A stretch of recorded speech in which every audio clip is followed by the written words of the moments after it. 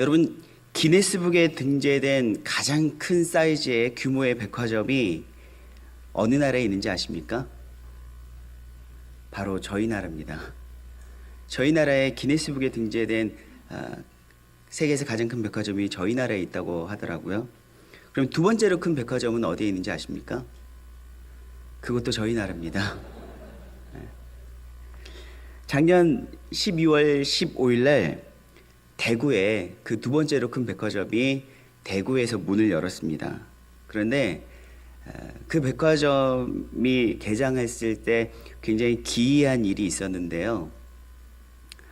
그 백화점 개장한 날 특별 행사장에서 빨간 속옷을 팔았습니다. 다른 속옷도 아니고 남녀 할 것 없이 빨간색 속옷을 팔았는데, 이 빨간색 속옷을 판 그날 이 속옷 판매량이 90억 원이었답니다. 근데 왜 이런 기이한 현상이 있었는지 여러분 아십니까? 바로 백화점이 처음 오픈하는 날 빨간 속옷을 사면 재물복이 들어온다라는 것 때문에 그 백화점이 개장하는 날 사람들이 새벽 3시부터 12월 15일이에요, 여러분. 여름도 아니고 겨울 12월 15일임에도 불구하고 새벽 3시부터 두터운 이 파카를 입고 장사진을 이루었다고 합니다. 심지어는 그게 동이 날까봐 경쟁하듯 뛰어달리면서 7층까지 오르내리고 속옷을 샀다고 해요. 참 웃지 못할 이야기이지만 복받기를 얼마나 좋아하는지, 사실 우리나라뿐만 아니라 중국 사람들도 복하면은 빨간 이 바탕에 금색으로 노랗게 써진 이 복이라고 써진 글씨를 여기저기 붙여놓는 것들을 보셨을 것입니다. 사람들은요, 복받기를 이토록 좋아합니다. 그렇다면 과연 예수를 믿지 않는 세상 사람들만 재물에 대한 복, 건강에 대한 복을 좋아할까요? 그토록 갈망할까요? 빨간 속옷은 아니더라도 많은 사람들이요, 저는 교회에서도 참 많이 보았습니다. 지갑을 살 때, 특별히 여자분들이 좀 그러시던데, 빨간 지갑을 사면은 돈이 들어온다 라는 속설 때문에 같은 지갑이면 기왕이면 다홍치마라고 빨간 지갑을 사신 분들이 굉장히 많으시더라고요. 아마 이 중에서도 지갑 한번 들어보십시다 하면은 빨간색이 여기저기에서 빨간 지갑이 들려질 것 같아요. 그래서 물론 그렇게 하지는 않겠습니다만은 그토록 복받기를 너무너무나 좋아해요. 근데 요즘은 또 현대판, 이 복받기를 도전하는 현대판의 이 세태가 무엇이냐면,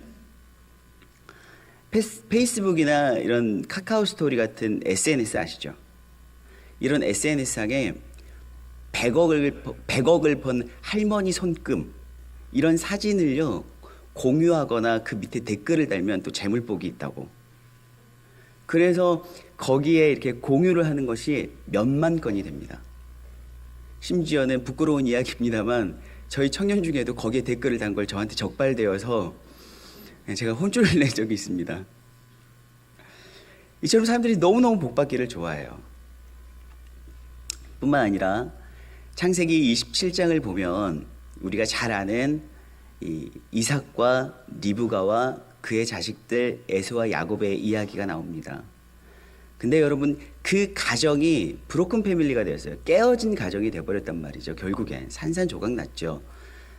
형이 동생을 죽인다고 날리고 동생은 형을 속여먹고, 또 동생이 아들이 아버지를 속임에 있어서 어머니가 적극적으로 가담하고, 급기야는 외삼촌 라반의 집으로 자식을 떠나보내면서 어머니와 가족들이 다 생리별하게 되잖아요. 근데 그 문제의 중심에는 무엇이 있었냐면 바로 복에 대한 갈망이 있었습니다. 이 동생 야곱은 에서 장자만이 누릴 수 있는 그 복, 특권, 장자의 축복권을 굉장히 갈망했습니다. 동생이기 때문에, 둘째이기 때문에 둘째로 태어난 것도 그토록 서러운데, 저는 물론 집에서 막내입니다만 딸 셋의 아들 하나여서 뭐 막내이기 때문에 서러움을 당하거나 그런 건 없었습니다. 그러나 동생으로 태어난 것만도 서러운데 이 축복권이 장자에게만 굉장히 유효한 특별한 축복이 임한다라는 것이 동생인 에서로는, 그것도 몇 년 차이가 나는 동생이 아니죠. 에서와 야곱의 관계는 어떻습니까, 여러분? 1년 차입니까? 2년 차입니까? 연년생이 아니죠. 쌍둥이에요. 참 하나님이 야속했을 것 같아요. 제가 야곱이라면. 어떻게 같은 뱃속에서 조금 태어나는 이 속도 때문에 모든 축복권을 형이 다 받아야 되는 것. 사실 이게 굉장히 야속하고 속상했을 만도 합니다만, 그래도 그렇지. 이 팥죽 한 그릇으로 장난삼아 삽니다. 물론 그는 진심이었겠지만 형 에서는 장난으로 봤죠. 그리고 본인도 예상치 못했던 일이 벌어집니다. 어머니가 적극적으로 협조합니다. 염소털을 막 몸에 덕지덕지 붙여주더니 목소리 변조까지 하면서 아버지를, 눈이 먼 아버지를 속이고 이 축복을 다 받게 됩니다.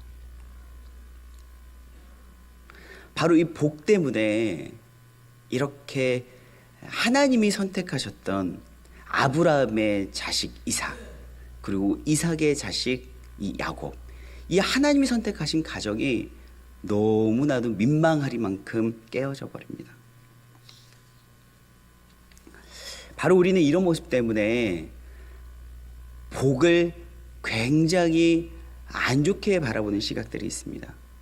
그러면서 급기야는 기복신앙이라 그래서 복을 기원하면, 복받기를 원하면 굉장히 저급한 신앙인 것처럼 몰아갈 때가 있죠.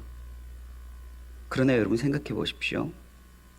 하나님이 주신 복이 아니면 우리가 어떻게 살아갈 수 있을까요?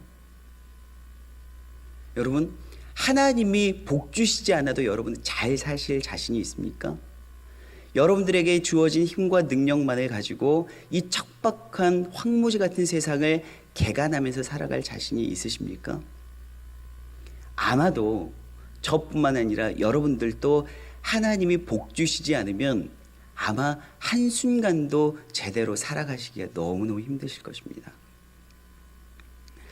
우스운 이야기지만 하나님께서 오늘 이 시간 우리가 숨쉬고 있는 이 공기를 빼앗아가 버리신다면 저희는 아마 여기서 산소통 하나씩 다 어깨에 짊어지고 예배를 드릴 수밖에 없을 것입니다.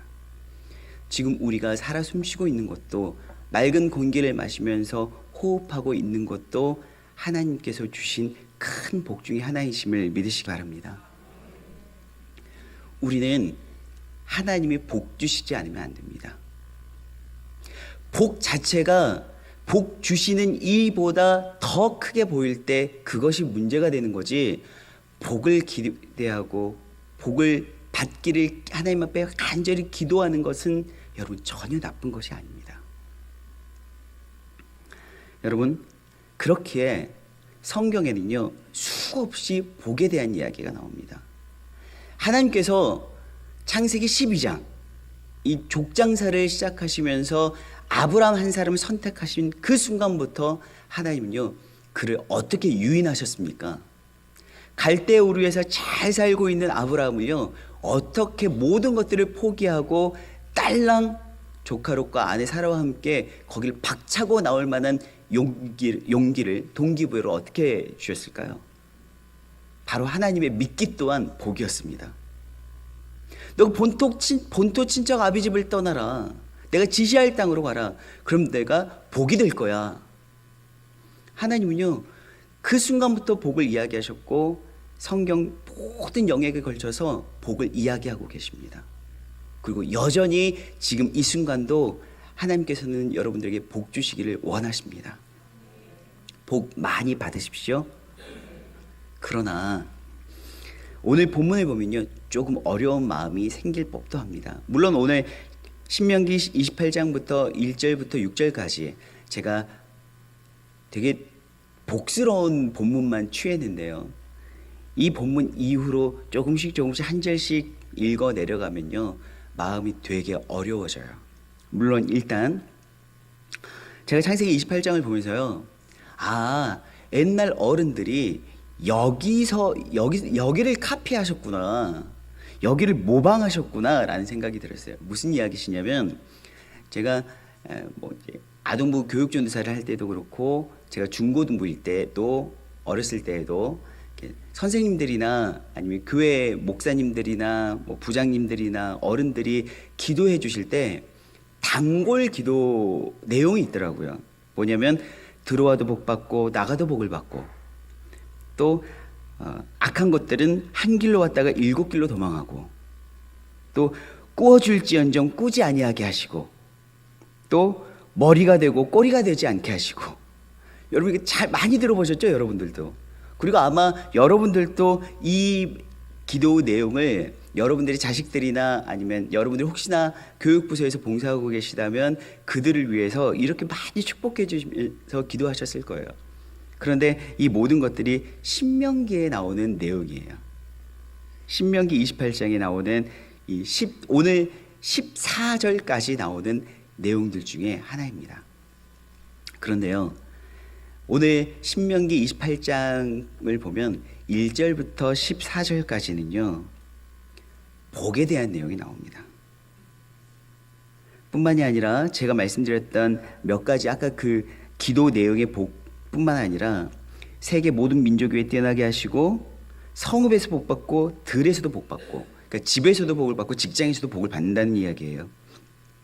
자녀와 토지의 소산과 짐승의 새끼, 양의 새끼가 복을 받고, 창고와 내가 손으로 하는 모든 일에 복을 받고, 우리의 모든 땅이 복을 받고, 하나님의 성민이 되고 하나님의 이름을 부르는 것만으로도 세상 사람들이 두려워 떨게 되고, 다산하는 복이 있고, 하나님의 하늘의 아름다운 복을 열어서 때에 따라 비를 내리게 하시는 복이 있다 그랬어요. 이게 28장 1절부터 14절까지의 복에 대한 내용이에요. 그런데 조금 심각해지는 게 무엇이냐면, 신명기 28장이요 68절까지 있거든요. 1절부터 68절까지 있는데 14절까지 복이 기록되어져 있고, 이 15절부터는 다 저주가 기록되어 있습니다. 뭐하면 저주, 뭐하면 저주, 뭐하면 저주, 뭐하면 저주. 저주가 정말 보기 참 어려울도록 저주가 나와 있어요.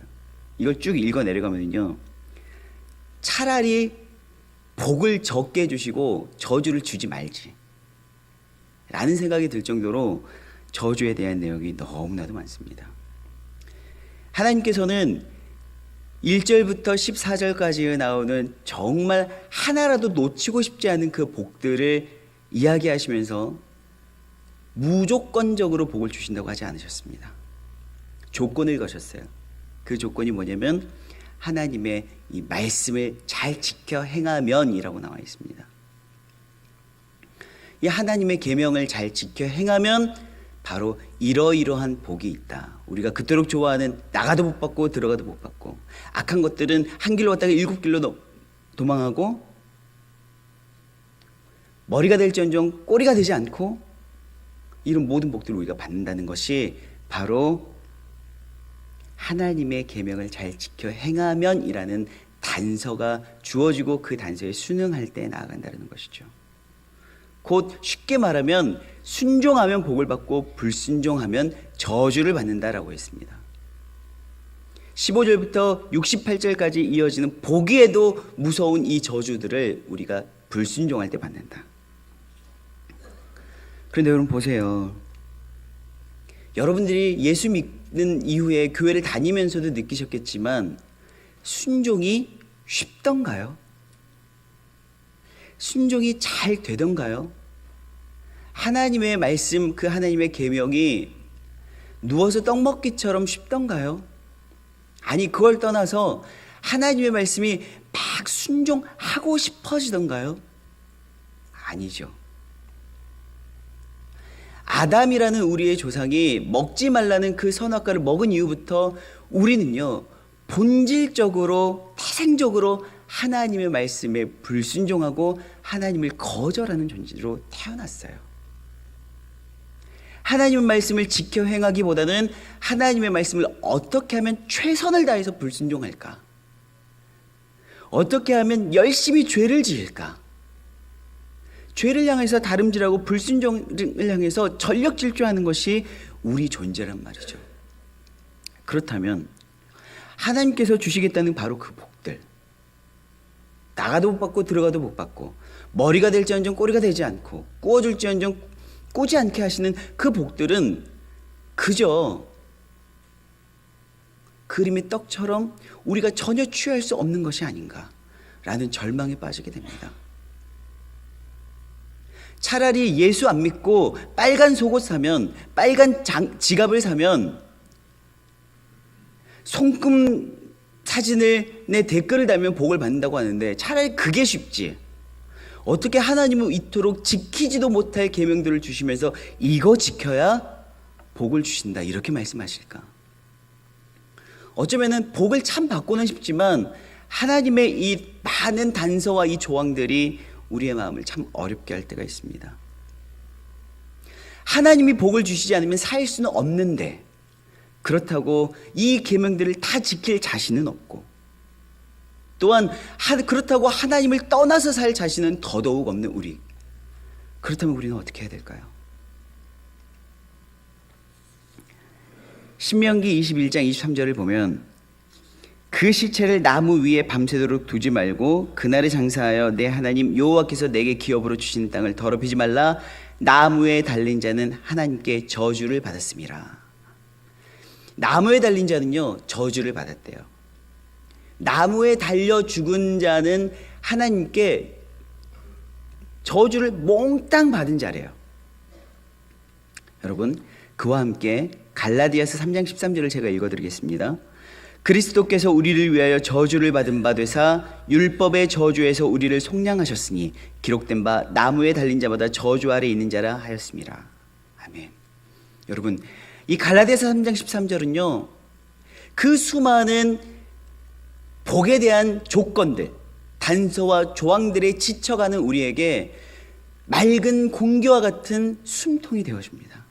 무엇이냐면 저희는요 율법의 저주 결국 우리가 아무리 애쓰고 애써도 힘을 다해도 본질적으로 하나님의 말씀에 불순종하고 죄를 향해서 다름질하도록 타고난 우리는 이미 이 율법의 저주 아래 놓인 존재라는 거예요. 우리는요 아무리 노력해도 신명기에 나왔던 이 수많은 아름다운 복들, 이 여러 가지 아름다운 복들을 우리의 힘으로는 누릴 수가 없는 존재였다는 거예요. 그러면 결국 우리는 15절부터 68절까지 이어지는, 여러분 보시면 아시겠지만 꼭 한번 집에 가서 보십시오. 하나님의 말씀에 불순종하면 완전히 반대예요. 들어가도 저주를 받고 나가도 저주를 받고, 모든 것들이 하나님께서 완벽한 저주, 저희가 상상하지도 못할 완벽한 저주를 내리고 계신답니다. 우리는 그런 저주를 받을 수밖에 없는 존재, 그 저주 아래 놓여 있었는데 우리 주님께서 어디에 달려 죽으셨습니까? 바로 나무에 달려 죽으셨습니다. 십자가에 달려 죽으시면서 자신이 우리가 받아야 할 그 저주들을 다 짊어지고 죽으셨다라는 거예요. 우리가 순종해야지 받을 수 있는 복을 위해서 그분이 순종하심으로 말미암아 나무 십자가에 달리셔서 우리가 받아야 할, 우리의 순종으로는 감당 못할 그 모든 복들을 우리에게 주시기 위해서 우리 예수님께서는 자신이 모든 저주를 한 몸에 짊어지고 죽으셨다라는 것입니다. 여러분, 그렇기에 예수 믿어야 진짜 복입니다. 여러분, 이때 진짜 아멘이 되셔야 돼요. 예수 믿어야 진짜 복이에요.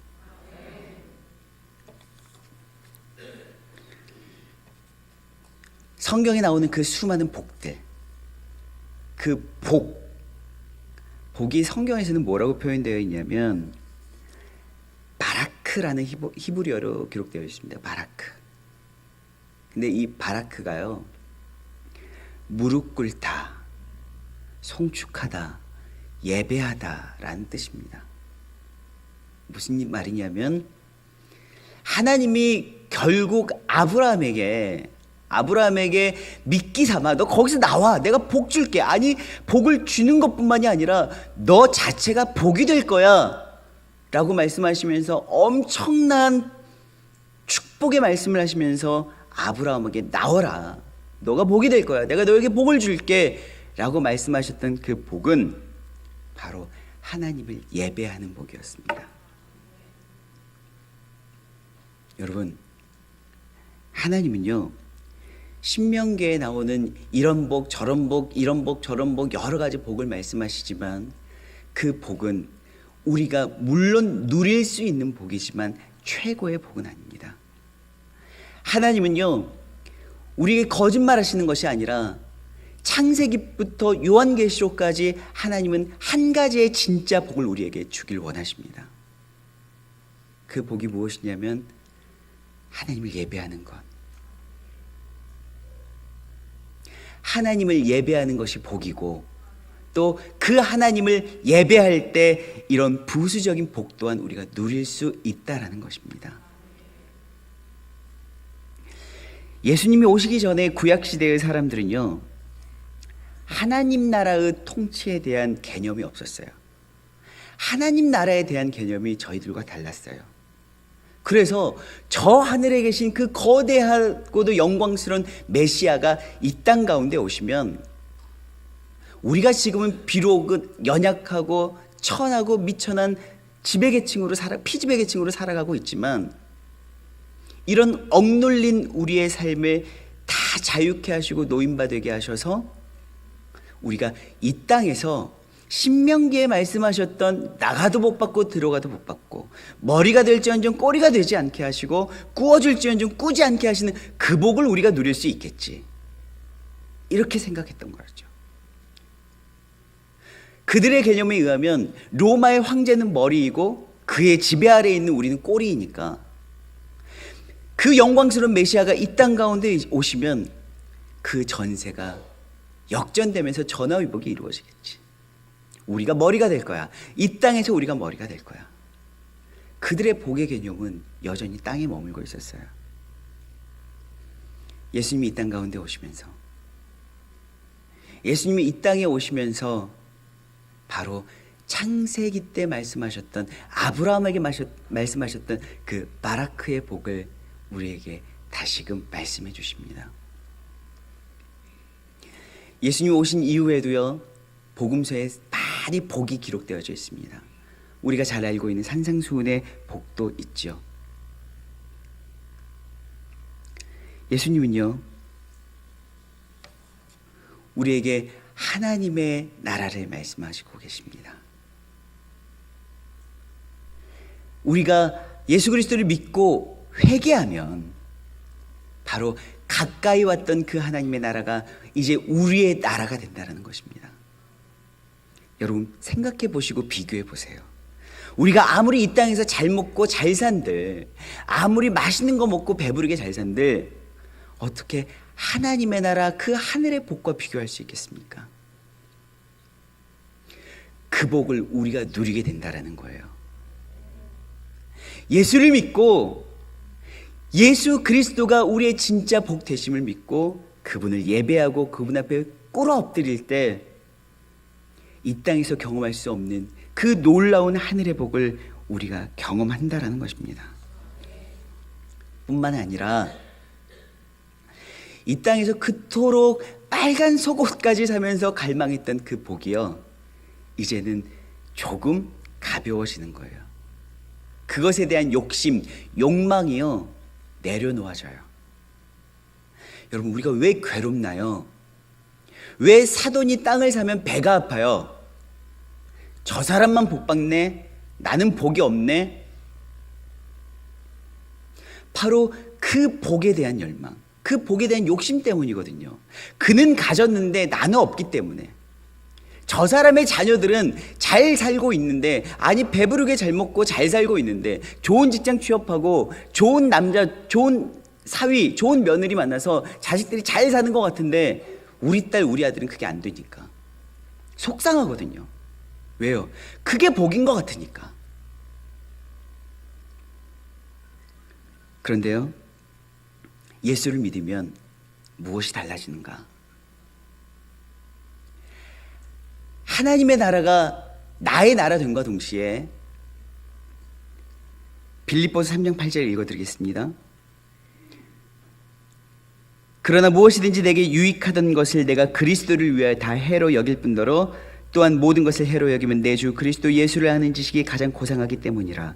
내가 그를 위하여 모든 것을 잃어버리고 배설물로 여기면 그리스도를 얻고. 아멘. 그동안 사돈이 땅을 사면 배가 아팠어요. 왜요? 그게 복이니까. 아무리 친한 친구지만 그 친구의 며느리 사위가 좋은 직장, 예쁜 며느리 얻으면 배가 아팠어요. 그게 복이니까.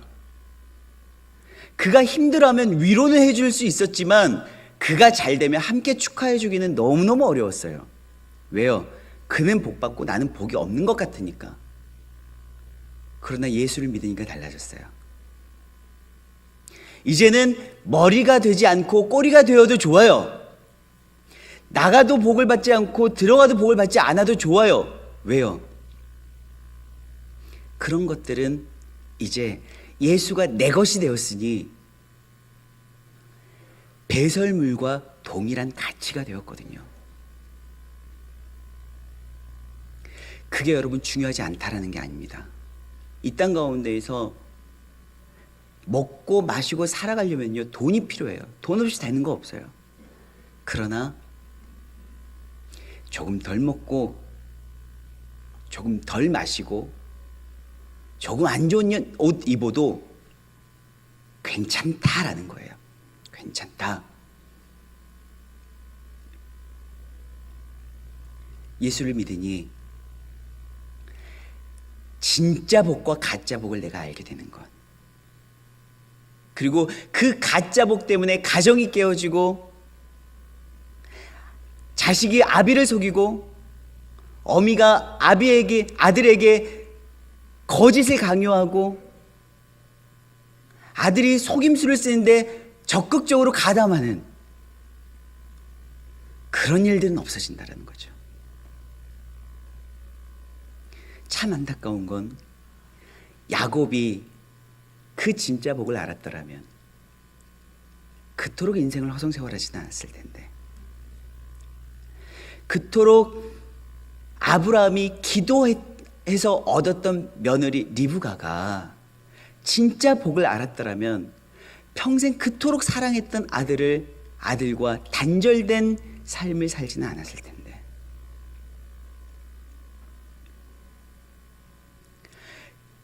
에서가 진짜 복을 알았더라면 동생이 가져간 그 복을 다시 내가 빼앗아 오겠노라고 군대를 동원하는 일까지는 없었을 텐데. 여러분, 예수 믿는 우리의 삶 한번 되돌아볼까요? 내가 예수를 믿으면서 하나님의 나라가 내 나라 되었고 천지 만물을 창조하신 그분이 내 안에 임재하셨고 그분도 나에게 복 주시기 위해서 하늘 보좌를 버리고 이런 미천한 몸으로 이 땅 가운데로 오셨는데, 내가 그 예수를 믿으면서도 그 복 받겠다고 그 물질 때문에 조금 더 먹고 조금 더 맛있는 것 때문에 나의 가족을, 나의 자녀를, 나의 친구들을 멀리해버린 것은 아닌지. 사랑하는 여러분, 우리는 하나님이 주시는 복 없이는 살 수 없습니다. 복 받아야 됩니다. 그것도 많이 받아야 됩니다. 그러나 진짜 복과 가짜 복은 구별할 수 있어야 할 것입니다. 예수 그리스도를 믿는 그 진짜 복, 천지 만물을 창조하신 그 하나님 앞에 예배하고 꿇어 엎드려 그분을 송축하는 진짜 복을 여러분들이 취하실 때 하나님의 나라가 내 나라 될 것이며 모든 것들을 배설물로 여기도 족한 삶을 살아가는 그 놀라운 복이 바로 여러분들의 복이 될 것입니다. 말씀 묵상하시겠습니다.